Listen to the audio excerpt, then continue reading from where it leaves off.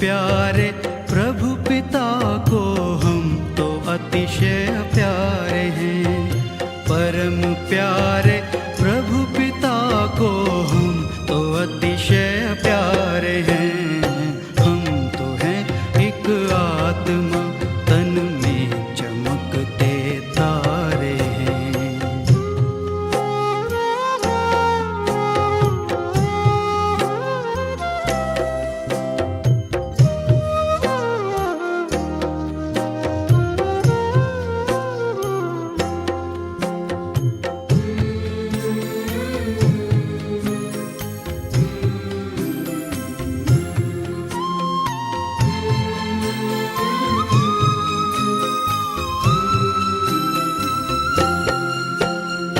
सृष्टि नाटक मंच पर करते हैं अभिनय हम यहाँ। सृष्टि नाटक मंच पर करते हैं अभिनय हम यहाँ। चांद सूरज तारे नभ से रोशनी करते जहाँ। चांद सूरज तारे नभ से रोशनी करते जहाँ। जय पराजय सुख दुख ये खेल लगते सारे हैं। जय पराजय सुख दुख ये खेल लगते सारे हैं। खेल लगते सारे हैं।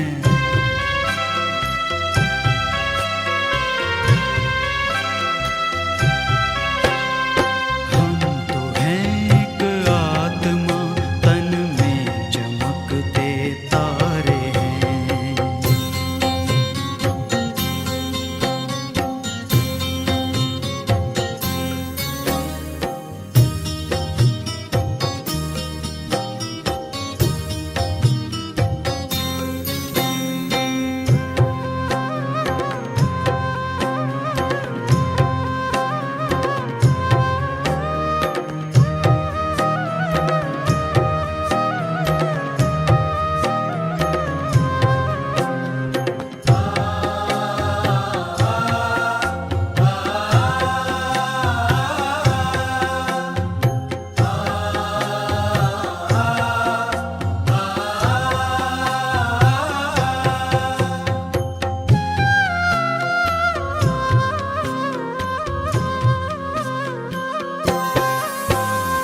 कर्म ही पूजा हमारी और सेवा साधना।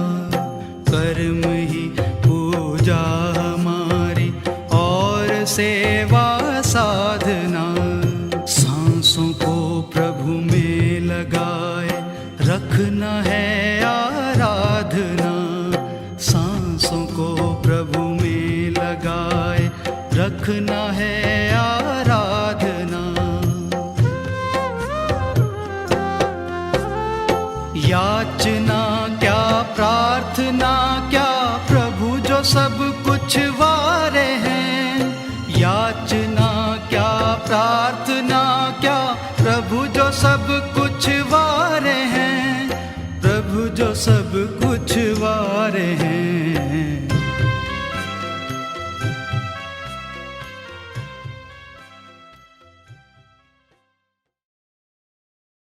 ओम शांति।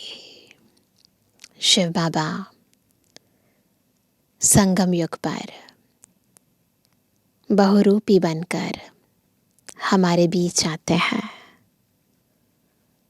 कभी पिता, कभी शिक्षक, कभी सद्गुरु, कभी बंधु, कभी सखा, कभी साजन बन जाते हैं। कभी धोबी बन जाते हैं, कभी सौदागर बन जाते हैं, कभी रत्नागर बन जाते हैं, कभी गाइड बन जाते हैं। तो अनेक रूपों से बाबा हमें विकर्मों को विनाश करने की विभिन्न युक्तियां बताते हैं। हमें प्रवृत्ति में रहते, घर गृहस्थ में रहते, हर कर्म करते रूहानी यात्रा सिखाते हैं। दुनिया में देहभानवश पैरों से, हाथों से, कर्मेंद्रियों से यात्राओं पर जाते हैं। लेकिन बाबा हमें सबसे पहले कर्मेंद्रियों से अतीत, बिल्कुल देही अभिमानी, आत्म अभिमानी बनाते हैं और फिर परम धाम जाने की, सुख धाम में आने की रूहानी यात्रा पर ले जाते हैं। एक ही जगह बैठे, चलते फिरते, सोते हुए भी उस परम धाम को कैसे स्मृति में लेकर आना है, कैसे अंतर की यात्रा से अंतर को पावन बनाना है, वो विधि सिखाते हैं। आज की मुरली भी हमें यही रूहानी यात्रा का आनंद दिला रही है। कैसे याद को यात्रा की तरह हम अपने जीवन में धारण करें, जीवन को पावन बनाएं, वो सारी प्रक्रिया बता रही है। तो सुनते हैं बाबा के मधुर महावाक्य। आज है 23 अक्टूबर 2024। बाबा के महावाक्य हैं, मीठे बच्चे तुम्हारी यात्रा बुद्धि की है। इसे ही रूहानी यात्रा कहा जाता है। कैसे यात्रा करते हैं? कौन से पैर हैं? ये पैर नहीं है, इन पैरों में दर्द है तो भी चलेगा, लेकिन यहाँ पर अंतर बुद्धि की बात है। तुम अपने को आत्मा समझते हो, तो ये समझ कहाँ है? बुद्धि में है ना। तो सबसे पहले अपने को आत्मा समझते हो, शरीर नहीं। शरीर समझना अर्थात उल्टा लटकना। उल्टा लटकते हैं ना तो क्या होता है? सिर नीचे होता है, पैर ऊपर होते हैं। सीधे में क्या होता है? सिर ऊपर होता है और पैर नीचे होते हैं। तो यहाँ पर क्या होता है? उल्टा नहीं लटकना है, अपने को देह नहीं समझना है, अपने को आत्मा समझना है। जो हम हैं, जो नहीं है वो नहीं समझना है। प्रश्न है, माया के पंप में मनुष्य को कौन सी इज्जत मिलती है? माया भी इज्जत देती है ना दुनिया में। उत्तर है आसुरी इज्जत। मनुष्य किसी को भी आज को इज्जत देंगे, कल उसकी बेइज्जती करते हैं, गालियां देते हैं। माया ने सबकी बेइज्जती की है। कुछ अच्छा किया, वाह वाह, थोड़ा भी बुरा हुआ तो इतनी बातें बनाते हैं। पतित बना दिया है। बाप आए हैं तुम्हें दैवी इज्जत वाला बनाने। कौन सी इज्जत मिलती है? दैवी इज्जत मिलती है। ओम शांति। रूहानी बाप रूहों से पूछते हैं। सब रूह होकर बैठे हैं ना, कहाँ बैठे हो? तुम कहेंगे विश्व की रूहानी यूनिवर्सिटी में। रूहानी अक्षर तो वो लोग जानते नहीं। विश्वविद्यालय तो दुनिया में अनेक हैं। यह है सारे विश्व में एक ही रूहानी विद्यालय। एक ही पढ़ाने वाला है। क्या पढ़ाते हैं? है ना, रूहानी विद्यालय तो क्या पढ़ाएंगे? रूहानी नॉलेज। तो यह है स्पिरिचुअल विद्यालय अर्थात रूहानी पाठशाला। स्पिरिचुअल अर्थात रूहानी नॉलेज पढ़ाने वाला कौन है ना? कौन पढ़ाएगा? यह भी तुम बच्चे ही अभी जानते हो। रूहानी बाप ही रूहानी नॉलेज पढ़ाते हैं। तो ये पक्का होना चाहिए कि कोई भी देहधारी हमें नहीं पढ़ा रहा। ये सारा ज्ञान केवल एक सुप्रीम शिव बाबा पढ़ा रहे हैं। इसलिए उनको टीचर भी कहते हैं स्पिरिचुअल फादर पढ़ाते हैं। टीचर भी है तो फादर भी है। अच्छा, फिर क्या होगा? तुम बच्चे जानते हो, इस रूहानी नॉलेज से हम अपना आदि सनातन देवी देवता धर्म स्थापन करते हैं। एक धर्म की स्थापना, बाकी जो इतने सब धर्म हैं उनका विनाश हो जाएगा। स्पिरिचुअल नॉलेज का सब धर्मों से क्या ताल्लुक है, यह भी तुम अब जानते हो। एक धर्म की स्थापना इस रूहानी नॉलेज से होती है। यह लक्ष्मी नारायण विश्व के मालिक थे ना, उनको कहेंगे रूहानी दुनिया, स्पिरिचुअल वर्ल्ड। स्पिरिचुअल नॉलेज से तुम राजयोग सीखते हो, राजाई स्थापन होती है। अच्छा, फिर और धर्मों से क्या ताल्लुक है? और सभी धर्म विनाश को पाएंगे, क्योंकि तुम पावन बनते हो तो तुमको नई दुनिया चाहिए। इतने सब अनेक धर्म खत्म हो जाते हैं, एक धर्म रहेगा। उसको कहा जाता है विश्व में शांति का राज्य, क्योंकि एक धर्म है ना, दो नहीं है। दो होते हैं तो बजती है, आवाज़ होती है, लड़ाई झगड़ा होता है। तो इसलिए एक धर्म यानी शांति का राज्य। अभी है पतित अशांति का राज्य, फिर होगा पावन शांति का राज्य। अभी तो अनेक धर्म है, कितनी अशांति है, सब पतित ही पतित हैं। रावण का राज्य है ना।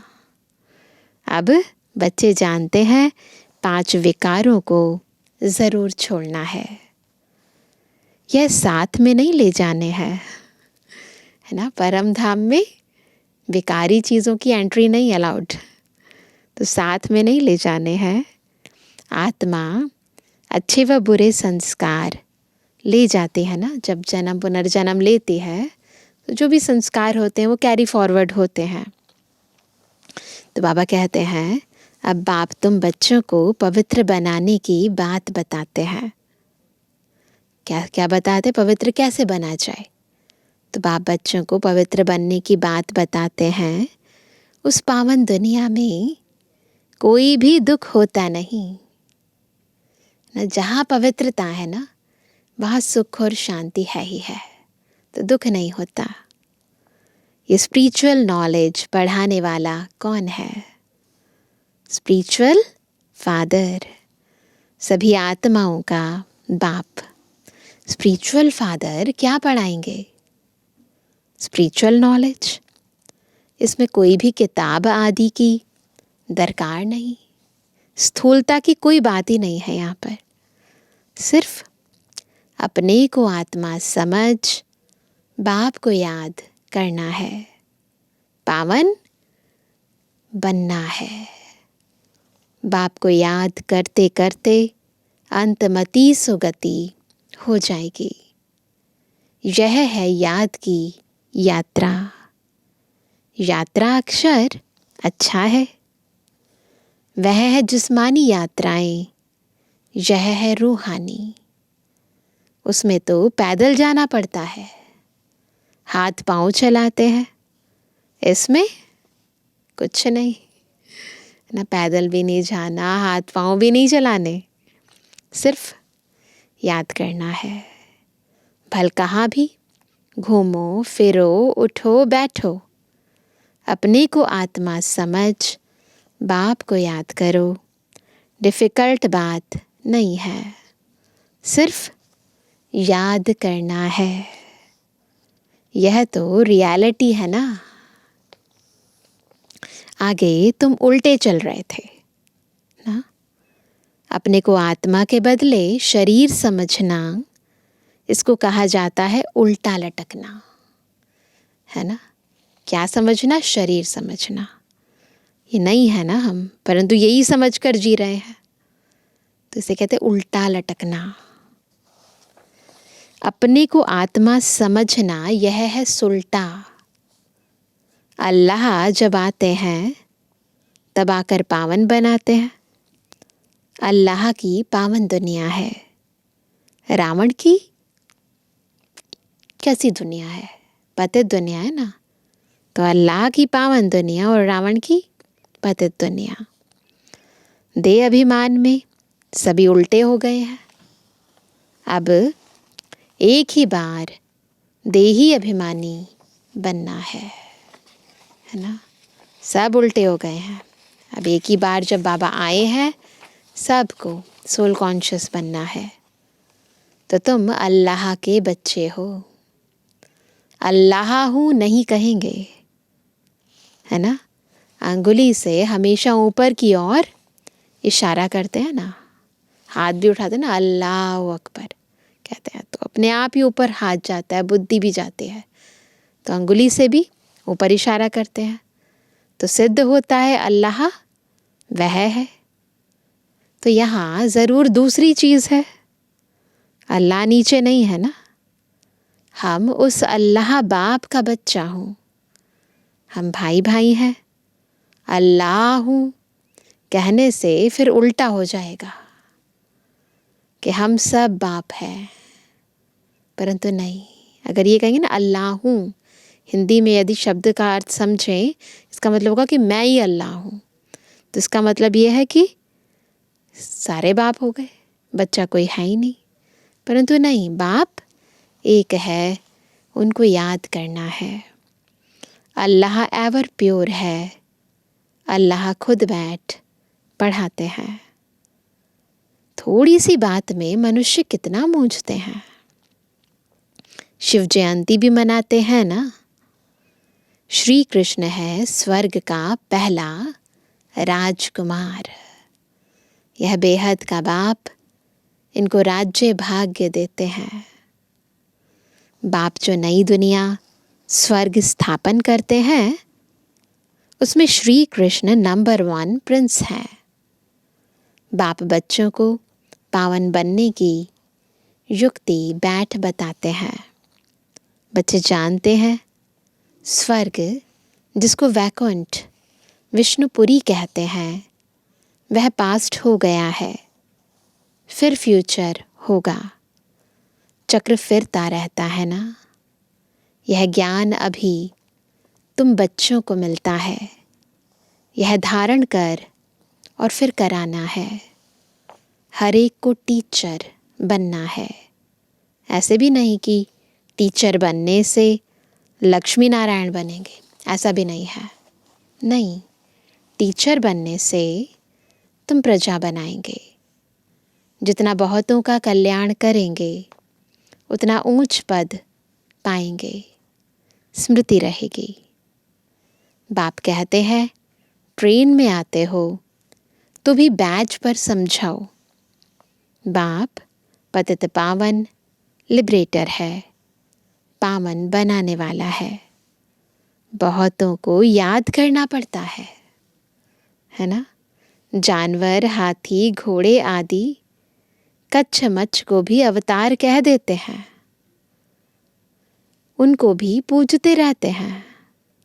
समझते हैं भगवान सर्वव्यापी अर्थात सब में है। सबको खिलाओ। अच्छा, कण कण में भगवान कहते हैं कि बाबा कहते हैं फिर उनको कैसे खिलाएंगे? अगर कण कण में भगवान है तो सबको कैसे खिलाएंगे? बिल्कुल ही समझ से जैसे बाहर है, कुछ समझते नहीं हैं। लक्ष्मी नारायण आदि देवी देवताएं थोड़े ही यह काम करेंगे ना। ये जो भक्ति मार्ग में अलग अलग रिचुअल्स बना दिया, इसको खिलाओ, इसको खिलाओ, इसको खिलाओ, वो कहते हैं कि ये सब अंधविश्वास है, ऐसा कुछ नहीं है। वो सोचते सब में भगवान है ना, तो सबको खिलाओ। तो वह कहते हैं कि इन सबको भी थोड़ी लक्ष्मी नारायण आदि देवी देवताएं थोड़ी ये काम करेंगे, वो सब ये काम नहीं करेंगे। चींटियों को अन्न देंगे, फलाने को देंगे।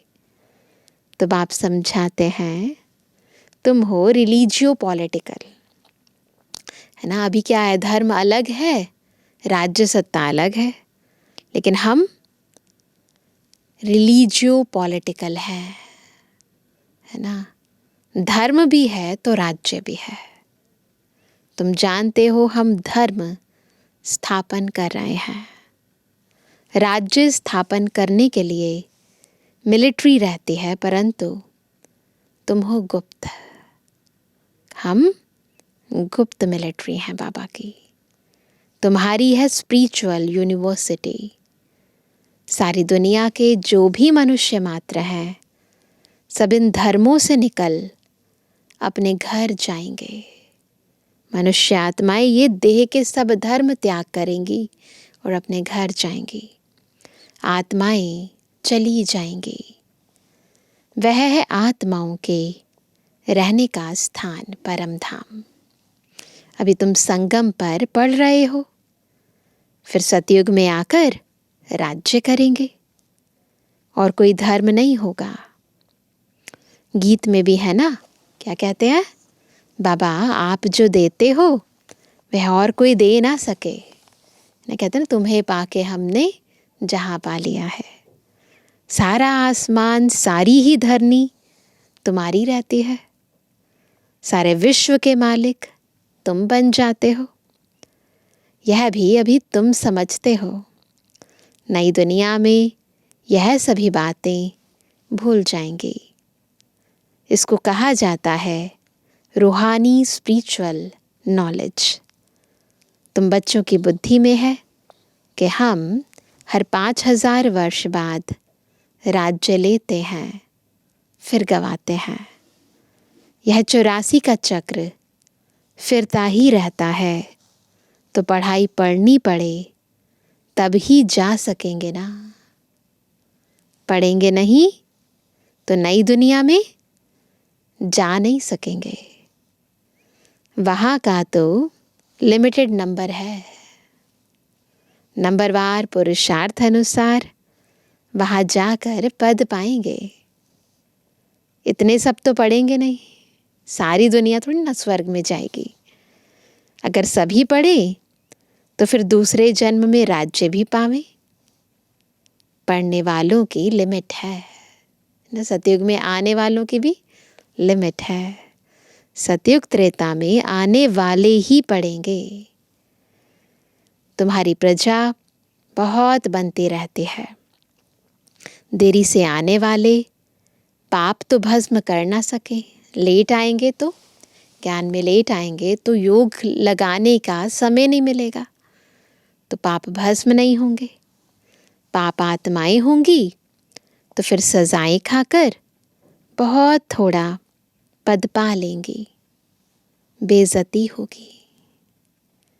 जो अभी माया की बहुत इज्जत वाले हैं वह बेइज्जत बन जाएंगे।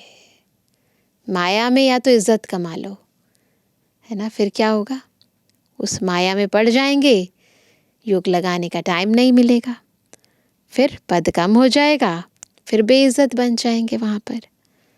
यह है ईश्वरीय इज्जत, वह है आसुरी इज्जत। तो चॉइस है, क्या लेनी है। ईश्वरीय अथवा दैवी इज्जत और आसुरी इज्जत में रात दिन का फर्क है। हम आसुरी इज्जत वाले थे ना पहले, अब फिर दैवी इज्जत वाले बनते हैं। आसुरी इज्जत से बिल्कुल बैगर बन जाते हो। यह है कांटों की दुनिया, तो बेइज्जती हुई ना। फिर कितनी इज्जत वाले बनते हो सतयुग के अंदर। यथा राजा रानी तथा प्रजा, बेहद का बाप तुम्हारी इज्जत बहुत ऊंच बनाते हैं। तो इतना पुरुषार्थ भी करना है। अगर चाहिए ना इतनी इज्जत तो पुरुषार्थ करना है।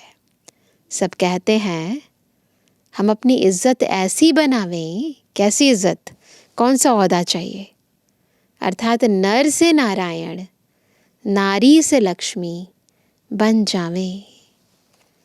इनसे उच्च इज्जत ना, इससे ऊंचा मर्तबा, इससे ऊंच इज्जत कोई की है नहीं।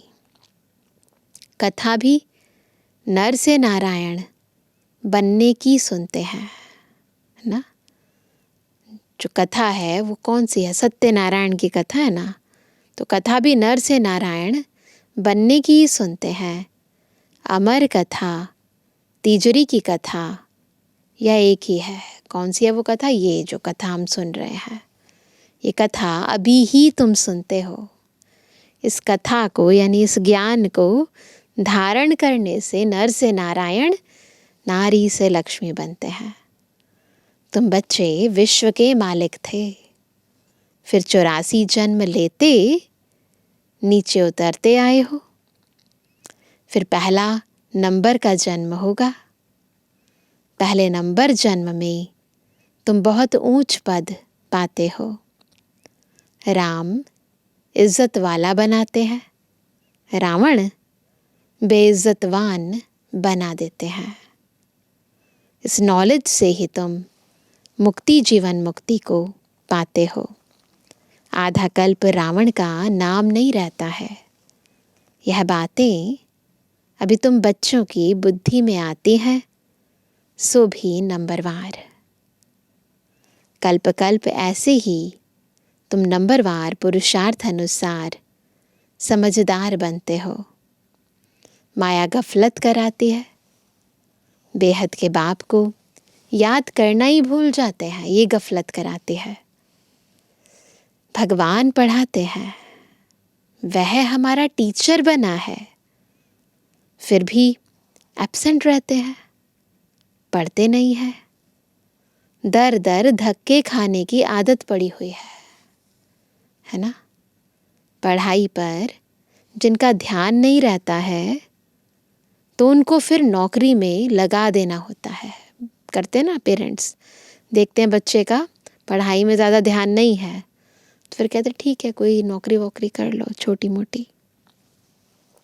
धोबी आदि का काम करते हैं, उसमें पढ़ाई की क्या दरकार है। फिर जो ओहदा है वो नीचे हो जाता है ना। व्यापार में मनुष्य मल्टी मिलियनर बन जाते हैं, नौकरी में इतना नहीं बनेंगे। उसमें तो फिक्स पगार मिलेगी।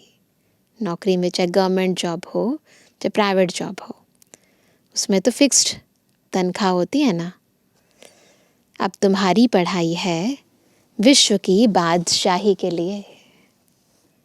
यहाँ कहते हैं ना हम भारतवासी हैं, पीछे फिर तुमको कहेंगे विश्व के मालिक। सतयुग में क्या कहेंगे? विश्व के मालिक। वहाँ देवी देवता धर्म के सिवाय दूसरा कोई धर्म होता नहीं। बाप तुमको विश्व का मालिक बनाते हैं तो उनकी मत पर चलना चाहिए। कोई भी विकार का भूत नहीं होना चाहिए, थोड़ा भी विकार का भूत नहीं होना चाहिए।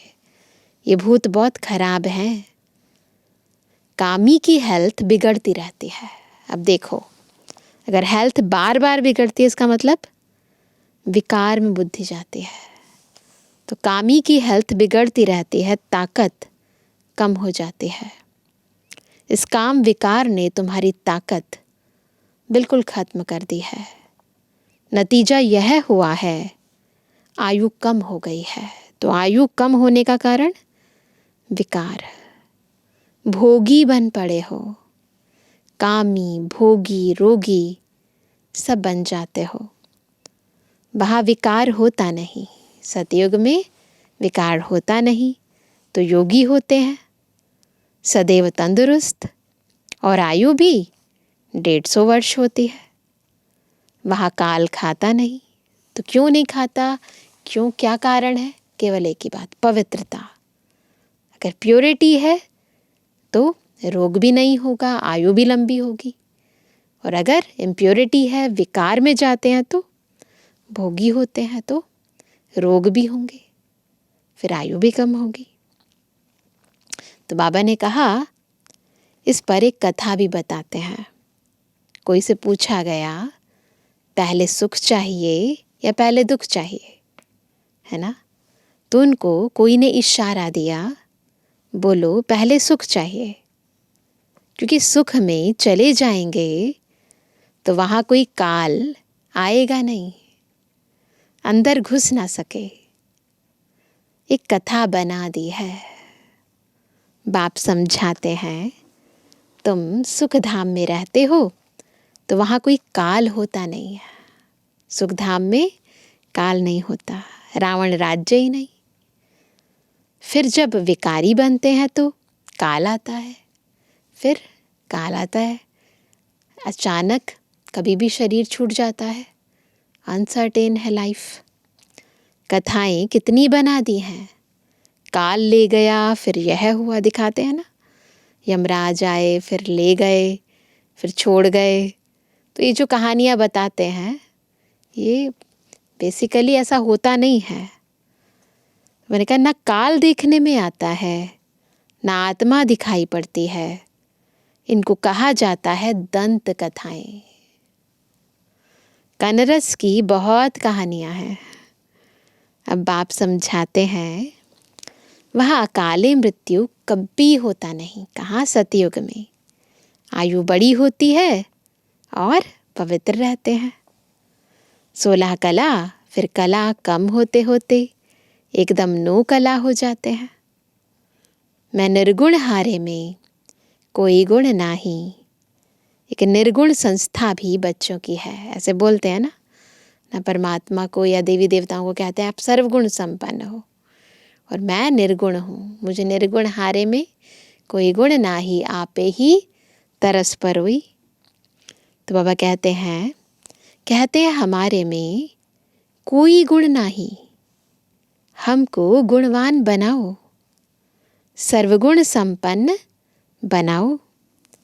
अब बाप कहते हैं पवित्र बनना है, मरना भी है सबको। इतने ढेर मनुष्य सतयुग में नहीं होते, अभी तो कितने ढेर हैं। वहाँ बच्चा भी योग बल से होता है। यहाँ तो देखो कितने बच्चे पैदा करते रहते हैं। बाप फिर भी कहते हैं बाप को याद करो। वह बाप ही पढ़ाते हैं, टीचर पढ़ाने वाला याद पड़ता है ना। जो पढ़ाता है वो टीचर तो याद रहता है ना। तुम जानते हो शिव बाबा हमको पढ़ा रहे हैं, क्या पढ़ाते हैं वह भी तुमको मालूम है। तो बाप अथवा टीचर से योग लगाना है। नॉलेज बहुत ऊंची है। अभी तुम सबकी स्टूडेंट लाइफ है। ऐसी यूनिवर्सिटी कभी देखी जहाँ बच्चे बूढ़े जवान सब इकट्ठे पढ़ते हो, एक ही स्कूल, एक ही पढ़ाने वाला टीचर हो, और जिसमें ब्रह्मा स्वयं भी पढ़ता हो। देखिए ऐसा कोई स्कूल, कोई यूनिवर्सिटी, वंडर है ना। शिव बाबा तुमको पढ़ाते हैं, ये ब्रह्मा भी सुनते हैं। बच्चा चाहे बूढ़ा कोई भी पढ़ सकते हैं। तुम भी पढ़ते हो ना ये नॉलेज। अब पढ़ाना शुरू कर दिया है। दिन प्रतिदिन टाइम कम होता चला जाता है। अभी तुम बेहद में चले गए हो। जानते हो यह 5000 वर्ष का चक्र कैसे पास हुआ। पहले एक धर्म था, अभी कितने ढेर धर्म है। अभी सॉवरेंटी नहीं कहेंगे, इनको कहा जाता है प्रजा का प्रजा पर राज्य। पहले बहुत पावरफुल धर्म था, सारे विश्व के मालिक थे। अभी अधर्मी बन पड़े हैं, कोई धर्म नहीं है। सब में 5 विकार है। धर्म का वास्तविक अर्थ है धारणा, तो इसलिए किसी में कोई धारणाएं नहीं है। सब में 5 विकार हैं। बेहद का बाप कहते हैं, बच्चों अब धीर धरो, बाकी थोड़ा समय तुम इस रावण राज्य में हो। अच्छी रीति पढ़ेंगे तो फिर सुख धाम में चले जाएंगे। यह दुख धाम, तुम अपने शांति धाम और सुख धाम को याद करो, इस दुख धाम को भूलते जाओ। आत्माओं का बाप डायरेक्शन देते हैं, हे रूहानी बच्चों, रूहानी बच्चों ने इन ऑर्गन्स द्वारा सुना। तुम आत्माएं जब सतयुग में सतोप्रधान थी तो तुम्हारा शरीर भी फर्स्ट क्लास सतोप्रधान था। तुम बड़े धनवान थे, फिर पुनर्जन्म लेते लेते क्या बन गए हो? रात दिन का फर्क है। दिन में हम स्वर्ग में थे, रात में हम नरक में हैं। इनको कहा जाता है ब्रह्मा का, सो ब्राह्मणों का दिन और रात। 63 जन्म धक्के खाते रहते हैं। अंधियारी रात है ना, 63 जन्म क्या किया? धक्के खाए। भक्ति में कितने कितने तीर्थ यात्राएं की, व्रत किए, उपवास किए, तो इसे क्या कहते हैं? अंधियारी रात। भटकते रहते हैं, भगवान कोई को मिलता ही नहीं। इसको कहा जाता है भूल भुलैया का खेल। तो घूमते रहते हैं, इधर से उधर जाते रहते हैं, परंतु क्योंकि खुद को भूल गए, बाबा को भूल गए, तो कितना भी करे परंतु पाप नहीं कटते। तो बाप तुम बच्चों को सारी सृष्टि के आदि मध्य अंत का समाचार सुनाते हैं। अच्छा, मीठे मीठे सर्व से एबल आज्ञाकारी बच्चों पर माता पिता बाप दादा का याद। Good morning. रूहानी बच्चों की रूहानी बाप दादा को गुड मॉर्निंग, नमस्ते नमस्ते नमस्ते। धारणा के लिए मुख्य सार। पहला, दर दर धक्के खाने की आदत छोड़ भगवान की पढ़ाई ध्यान से पढ़नी है। कभी एब्सेंट नहीं होना है। बाप समान टीचर भी ज़रूर बनना है। पढ़कर फिर पढ़ाना है। दूसरा, सत्यनारायण की सच्ची कथा सुन नर से नारायण बनना है।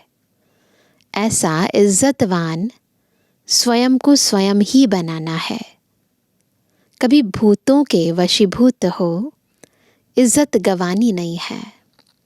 वरदान है संबंध और प्राप्तियों की स्मृति द्वारा सदा खुशी में रहने वाले सहज योगी भव।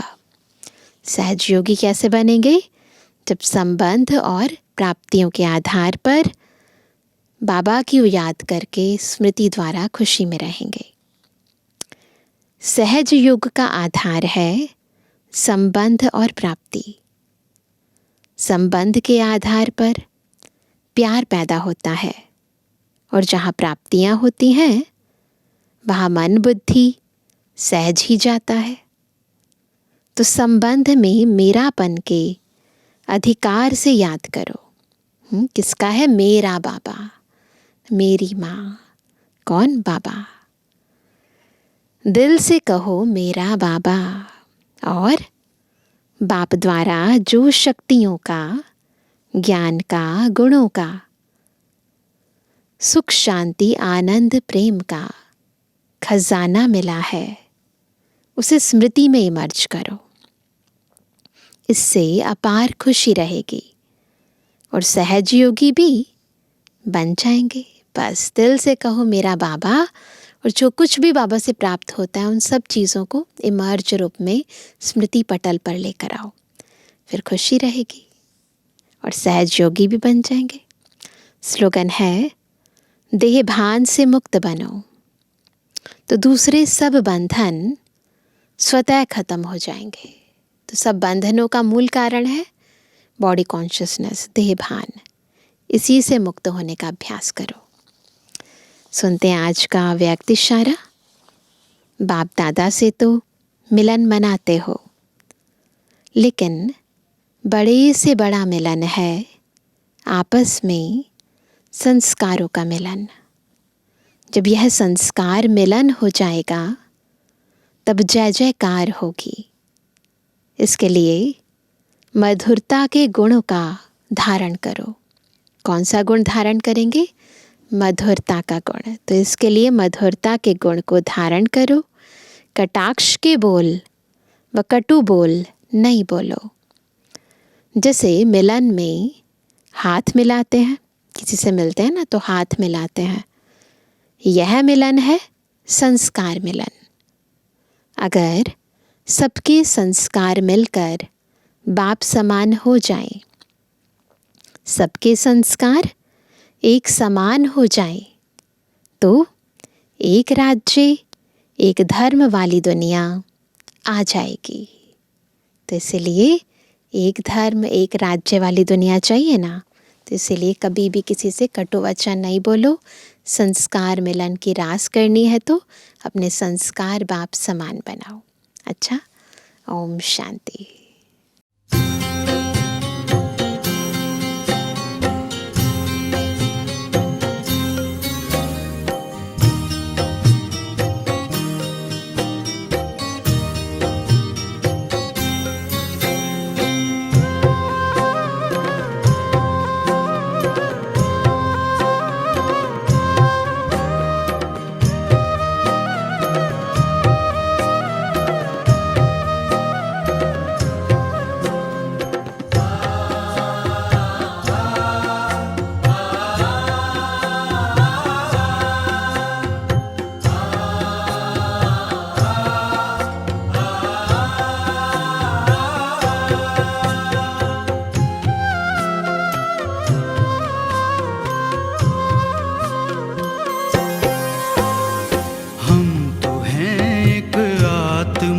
तन में चमकते तारे हैं।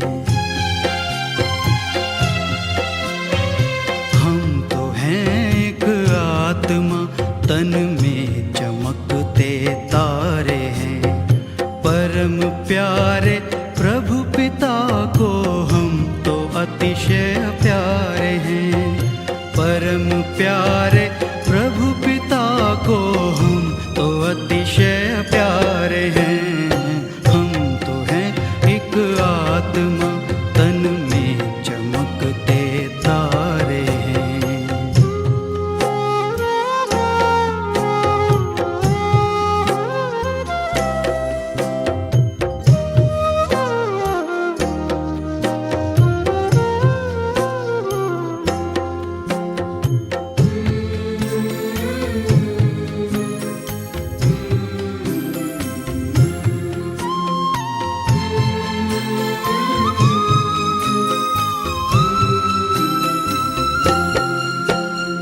सृष्टि नाटक मंच पर करते हैं अभिनय हम यहाँ। सृष्टि नाटक मंच पर करते हैं अभिनय हम यहाँ। चांद सूरज तारे नभ से रोशनी करते जहाँ।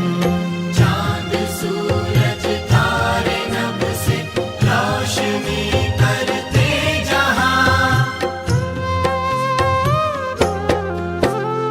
जय पराजय सुख दुख ये खेल लगते सारे हैं। जय पराजय सुख दुख ये खेल लगते सारे हैं। खेल लगते सारे हैं।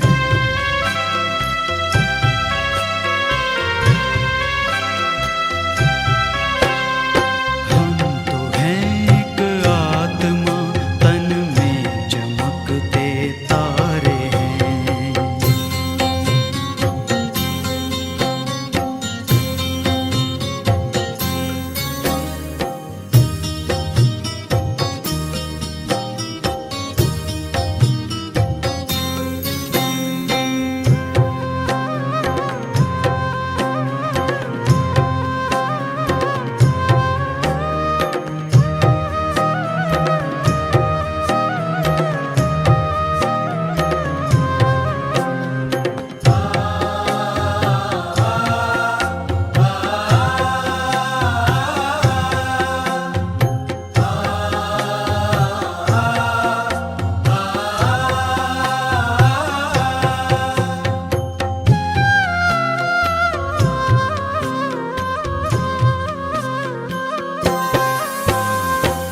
कर्म ही पूजा हमारी और सेवा साधना, कर्म ही पूजा हमारी और सेवा साधना।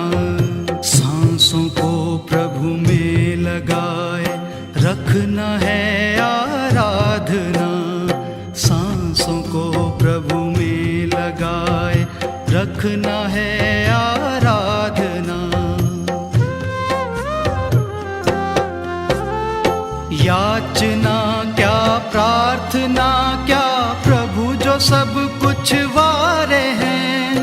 याचना क्या प्रार्थना क्या, प्रभु जो सब कुछ वारे हैं, प्रभु जो सब कुछ वारे हैं।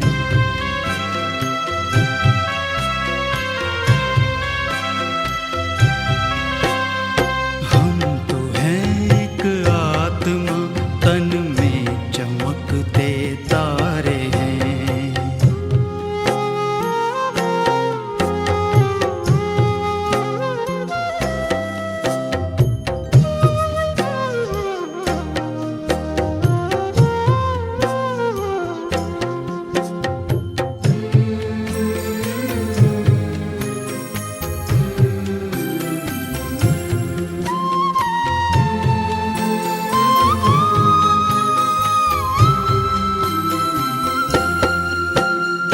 कर्म योगी साथ प्रभु के, खेल जग का खेलना। कर्मयोगी साथ प्रभु के, खेल जग का खेलना। और फिर हो करके साक्षी, कर्म अपने देखना। और फिर हो करके साक्षी, कर्म अपने देखना। खिल रहे हम कमल जैसे, सबसे न्यारे न्यारे हैं। खिल रहे हम कमल जैसे, सबसे न्यारे न्यारे हैं, सबसे न्यारे न्यारे हैं।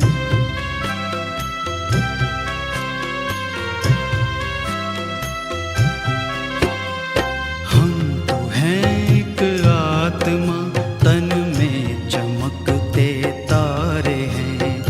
परम प्यारे प्रभु पिता को हम तो अतिशय प्यारे हैं।